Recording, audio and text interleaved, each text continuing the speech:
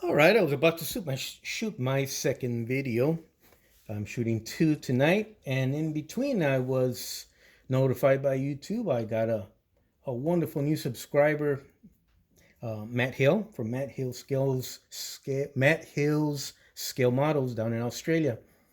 But what caught my eye when I went to check out his channel real quick was a couple of things, but mainly what caught my eye is he's asking for the modeling community's help or advice or tips. He got a parcel package in the mail the other day of an AMT 125th scale Astro, what is this, cab over, I guess. And he's asking for help because I guess the postal company squashed his package, resulting in his one-piece cab um, getting pressed or squashed, and he doesn't know how to fix that. I guess he wants to know any advice that he can use when he attempts to fix it. It doesn't cause it to break more, damage more, is what I'm guessing he's asking for here. So it looks like he's trying to gather all the information he can before he proceeds with the repair process he's going to take to minimizing damaging the the item further. So what I see off the bat, it looks like his cab was pressed this way, resulting in his pillars getting bowed out here and here. Let's see what he's got. Yep, that's what it is.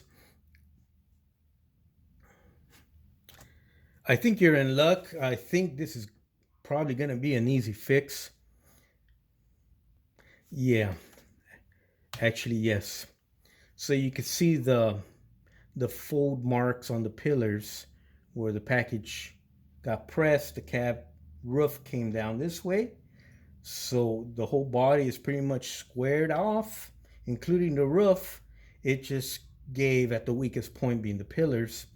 He doesn't have the center rib here, which is great.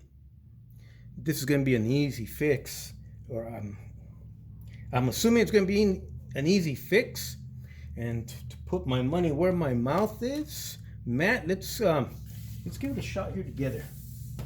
Now, I didn't plan on this video, so we're going to get a lot of background noise from the street, like that.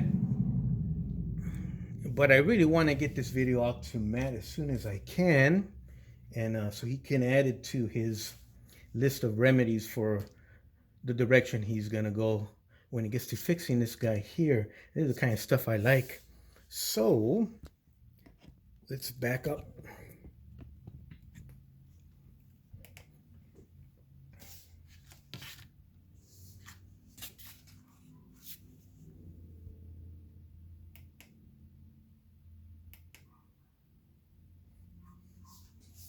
All right, let's stop it there.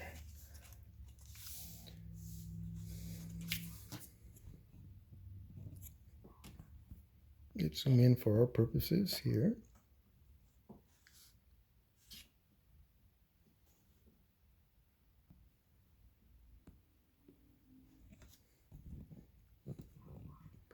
There was some telemarketers calling on my phone, and because I use my phone as the camera here, I had to stop there and kind of get rid of that phone call. Anyways, this is a 125th scale Ford. This is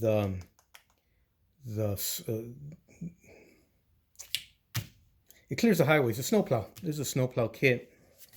I'm gonna turn this into another project I have after I do the Ford C900. But I picked this kit because I don't have that center rib like you don't have here. So we're gonna do here is a perfectly good kit. We're gonna go ahead and mimic your damage and then go back and see if we can undo it. It may be two-part video. So the only thing I can think of here is, let's put something right here, kind of cause that bow and bow out. I guess I better do it with the blade end away from my hand and do it right there. So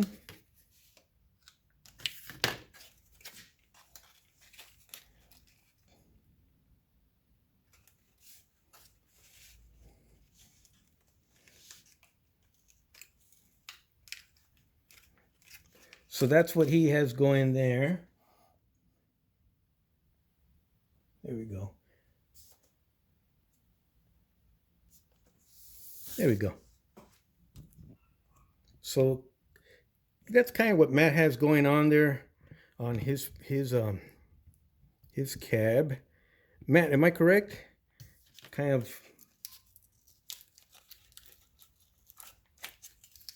I'm squishing this on my chest, guys, so I'm not on the camera right now.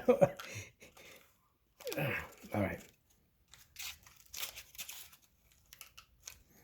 Like I said, not edited, just a quick from the hip video.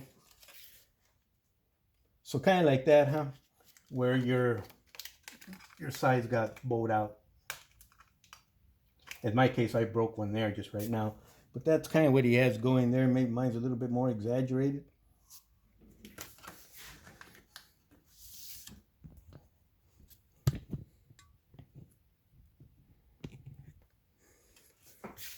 So Matt, if you already fixed your model, I hope it came out great.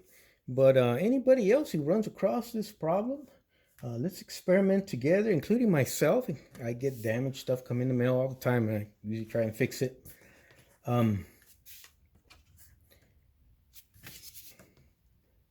At first I was thinking we cut off the pillars with an X-Acto knife, straighten out the roof where it's got to go, hit it with a little bit of heat, let it cool down right away, and it'll hold its shape, and then straighten out our pillars on the table, on the workbench, and then reattach them with Tamiya.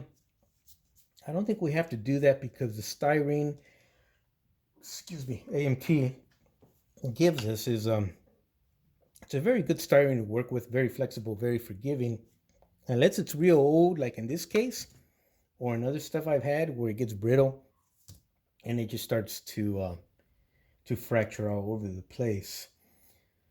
So I think definitely what I would do, I just smashed this right now. So we'll let the styrene, believe it or not, even though it's not warm, we'll let, when you bend anything, whether it's metal or styrene, inside it heats up to a certain degree. Those are the molecules. And as it cools down, those molecules tighten up, and your part it's all done on a very molecular, level. We don't see it, but it's occurring inside either the piece of metal or the plastic, and it's going on in Matt, your model, and in mine here. We'll let it cool down a little bit, so to speak, even though there's nothing to cool down. Let it cool down so it holds this shape better. But definitely what I would do is I would hit it with heat. But in this case, you have to hit two places with heat at the same time.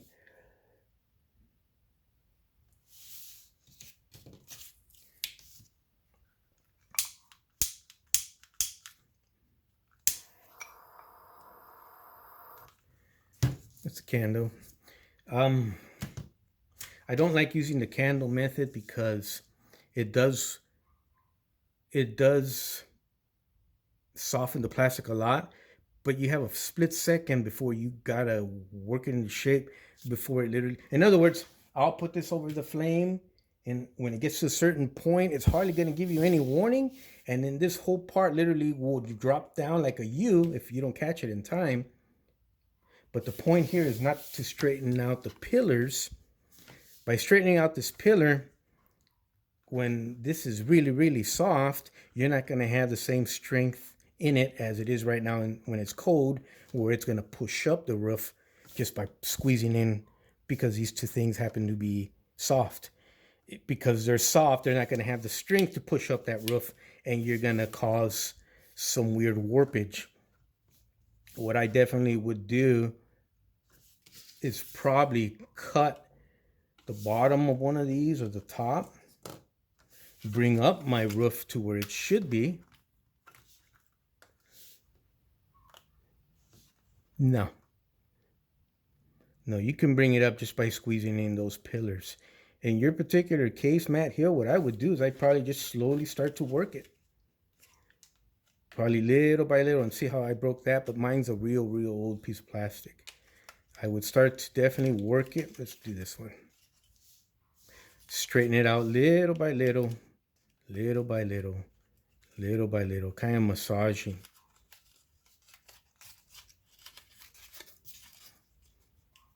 Little by little, little by little, little by little.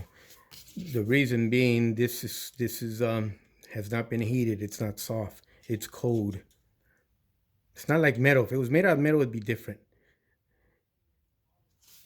So you just work it.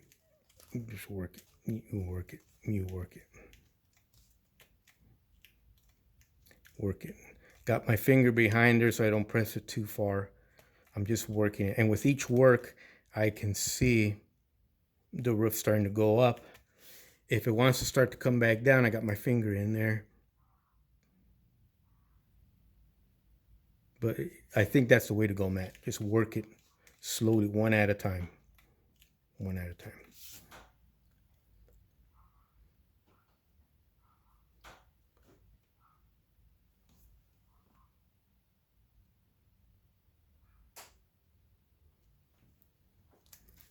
Let's go on this side and we'll work it. I broke it off here by accident, but the same thing. We work it. We work it. We work it. As you work it, because you did not soften up the whole pillar or column here, it still has its strength and its hardness where it's pushing up the cab roof for you. Or you can try the method of, it'll probably work on yours too, a combination where you just slowly start to pull your cab roof up and it brings in those columns. I think a combination of all three, just working it that way, is going to be the way to go, as opposed to just dipping it in instant heat. And it's hard to regulate. You don't have a settings switch or knob on this flame where you can back off, turn it on. It's heat at one temperature, and once it gets soft, give that a shot, I guess, if you want. What I did before we started filming, I wanted to measure the correct height between your roof and your hood part here, so I didn't go too high or didn't keep it too low. And what I found out before I pressed this, before I smashed it down, what I found was perfect, let's say, height for that was these two tires. So I put them in there, and that was my correct height. So pretty much by playing with this, I was able to get that guy to go back up. If you break yours like I broke mine, this part here was already broken, so let's not talk about that one, but I broke mine here. If you break yours, once you straighten it out, you just hit it with that Tamiya. That should work perfectly. This side didn't break, but this one did here, I believe, yeah. This one broke up here on the top when I was smashing it. But once I straightened out that damage, it went back into place. I'll just hit it with Tamiya right there. Right there. Also, what I think you should do, once you get it straightened right where you are, since you're working with naked styrene, no paint or anything on it yet, is I definitely would come back with some Tamiya and maybe hit my column in the front or in the back a couple times, let it dry maybe over a couple days, because this melts styrene, so to speak, and then hardens right away. So hopefully those columns should have no reason not to hold their shape. But I would just do that, or maybe not, I'm not sure. It just depends how it looks when I take the tires off. Maybe I would hit it with heat just a little bit so it gets warm to the touch.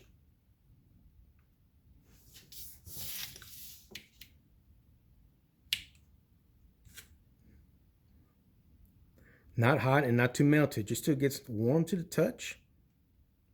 Right about there.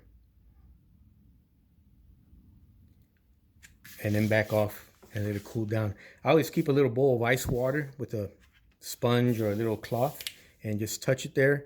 And that way you don't, it freezes it in shape before it has the time to get distorted again. You can do that over and over again with your height measuring thing, whatever you come up with.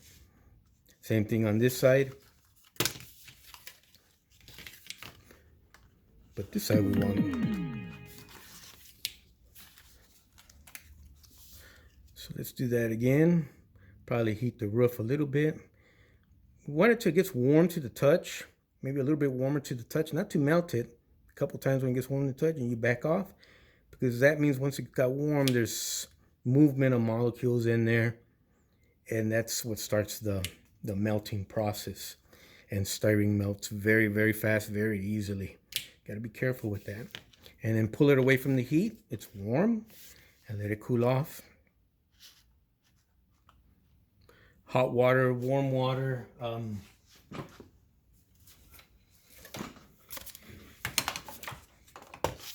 Hair dryer. Use my girlfriend's hair dryer.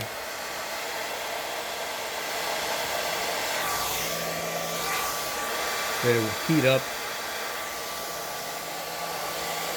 And just like blow drying your hair in the morning, you don't want to keep it in one spot too long because you will burn your scalp.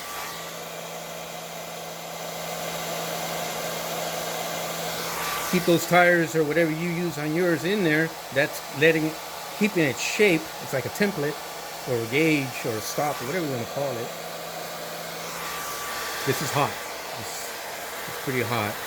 I only keep it on my skin for about 2 seconds. It starts getting real hot.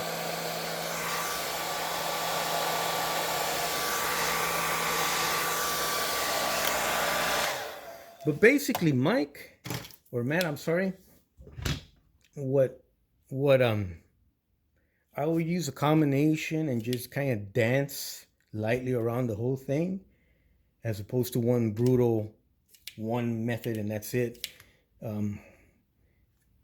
It's a nice model. I've seen these things when they're done. They're hard to find. And getting a cab by itself will be hard to find unless you want to pay for it. So we're going to let this sucker cool down. We'll pull it right out of there right about now.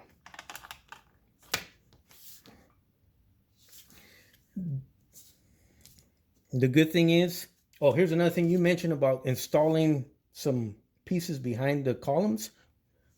I would avoid that, Matt, because in this case, when you install your window material inside, it won't fit because of that obstruction. Unless you do real thin pieces. But then using real thin pieces, they're gonna bend real easy, and you're gonna lose the whole purpose of doing that.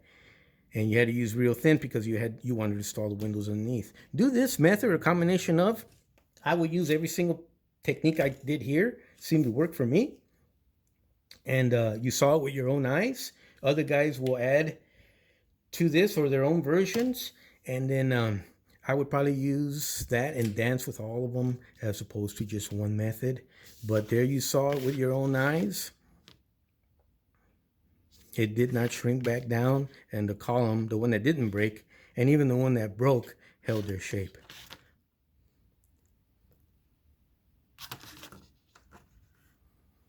So,